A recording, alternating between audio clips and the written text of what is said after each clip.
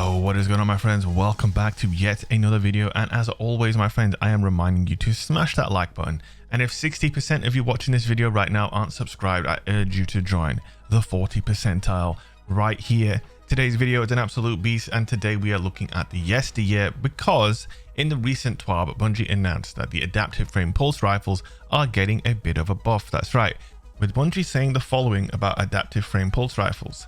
They have not been favored since the bygones era, and we believe this change will be enough to increase their strength relative to other pulse rifles without pushing them too far into meta territory. So what exactly are they changing to them? Specifically for adaptive frames, they're increasing the precision multiplier from 1.6 to 1.65. Crit damage goes from 30.4 to 31.4. This allows the weapon to kill guardians below tier 4 resilience with 6 crits, a 2 burst in 0.6 seconds. That is pretty damn nice, I can't lie. That is a nice little change to this weapon. It's not a massive change, so it's not going to completely revolutionize how this weapon feels, but I do believe just a slight little bump to damage will make the Yesteryear a very popular choice, and for two reasons. One, obviously you have the Desperado roll that I'm showing you here, but also multi-kill clip like I have on this roll is going to be really nice as well. It's going to make it an absolute certified guaranteed 2 burst every single time you reload after getting a kill, no matter what their resilience is. For that reason, we decided to go with multi-kill clip for most of the gameplay. We do have some footage here of Desperado in action, just in case you still haven't seen what Yesteryear looks like with Desperado. It is absolutely fantastic. The gun and run perk as well, which gives you increased sprint speed after getting a kill, is also really nice and allows you to make the most out of your damage buff, whether it's Desperado or multi-kill clip. And again, the same rule applies to Desperado being better after this buff, because obviously Desperado is increasing the rate of fire of the weapon whilst retaining the damage values of its original archetype, right? So now it's just going to be hitting even harder whilst maintaining that increased rate of fire. Obviously though, Desperado has been nerfed since its original inception, and it's not quite as good as it once was. Now, for that reason alone, I think multi-kill clip is the better option. Now hear me out, you're probably like, what? But Desperado is an amazing perk. It is, but listen, Desperado requires you to hit a crit for the kill. Now, adaptive frames aren't the type of archetype where you need to hit all crits. So there's going to be many times where you might finish a kill with a body shot. And in that case, you're not going to get anything out of Desperado because it needs a headshot kill to proc. And on the other hand, multi-kill clip is an infinite refresh, meaning every single time you get a kill, you can instantly reload and get that damage buff. And that damage buff is going to allow you to 2 burst every single time for a 0.6 second time to kill. Now, I just don't see why Desperado would be better than this, because Desperado is going to give you similar sort of time to kill, but with a harder requirement. And you can't infinitely refresh Desperado unless you're constantly hitting people in the face. By the way, I went into my menu mid-match just to get the colony out so that you would subscribe. So if you don't subscribe right now, you know what I'm saying? A deal is a deal, even though you didn't know you were in the deal. You know what I'm saying? Hit that subscribe button. If you enjoy my content, guys, hitting a like on this video goes a long way.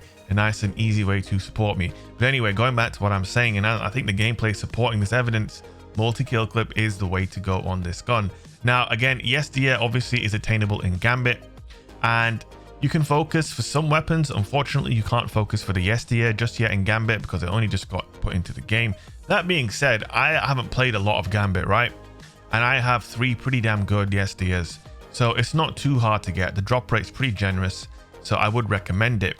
Now, as far as other 390 pulse rifles, I think the obvious one here would be the craftable one. Its name escapes me right now, but you know which one I'm talking about.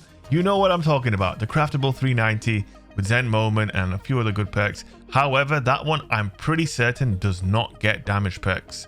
So, you know, damage perks are key on 390s in my opinion. They're kind of like 600 RPM auto rifles. If you don't have a damage perk on them, you can never really get out a second gear with these guns. They're kind of pedestrian without it.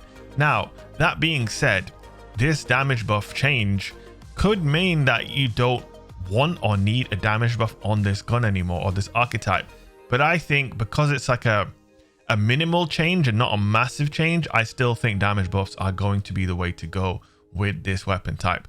Just the same as it is on a 600 RPM SMG or a 600 RPM auto rifle. Their time to kill is just too middling. It's too pedestrian. That 0.9 second TTK is just not enough to compete against someone with a messenger who's going to 2 burst you with all crits. That being said, they're not going to hit you with all crits every time, obviously. pulse rifles are very dominant at the moment. You could argue that it doesn't even matter what pulse rifle you use as long as you're using a pulse rifle. And I think that may apply even more. Get him, get him, get him now. Let's go. I love Colony, man. That shit, it's one of those only sources of joy for me at the moment. I love it. But you can just see the infinite refresh on multi-kill clip as well is so damn good. It's such an underrated feature. Now, if you don't know what I'm talking about, with kill clip, for example, there's a specific timing and cadence to reactivating kill clip. You can't just reload willy-nilly or you'll mess it up. Multi-kill clip does not have that problem. You just reload as soon as you get a kill and the perk will be active every single time. And on a gun like this, where, you know, winning a duel is pretty, I wouldn't say it's hard, but it's hard fought, man. It's hard fought in this meta where people are, you know, hitting you with no time to explain. They're spraying you down with SMGs. They're hitting you with grenade launchers. Oh, what a wonderful meta we're in, by the way. I'm kidding. I am kidding. With all of those things factored in, right now, it's not necessarily the easiest thing in the world to get kills with this gun. And yeah, he just died in as well, but he was being team shot by me and the other guy. So, you know, it's not all the yesteryear. But again, I'm just saying it's really, really worth picking this weapon up because it's unique, multi-kill clip. It's got Desperado. It's getting buffed. It looks pretty nice. It's got a clean sight. Not my favorite sight, but I can't deny that it is clean. You know, it doesn't get in the way. It's very, very, you know, it's just mild-mannered. And right now, I would say 390 RPMs are mild-mannered. And they're about to get a little bit boisterous. So you know what to do, man. Brother, it's time to bank those motes. Yo, what do you guys think of my drifter impression? Bank those motes, brother. And kill the blockers and defeat the hive. Is that what he says? I don't know. Okay, this is getting real bad real soon. You can tell I don't play a lot of Gambit. I do play a lot of PvP though, my friends. So if you're not subscribed and you want some chill PvP content, hit that subscribe button. Hope you're enjoying the videos. I'm going to be going live on Twitch right now as well. So if you want to see me play live, twitch.tv/Shake is the place to do that. I'd love to see you there, and much love. Peace out.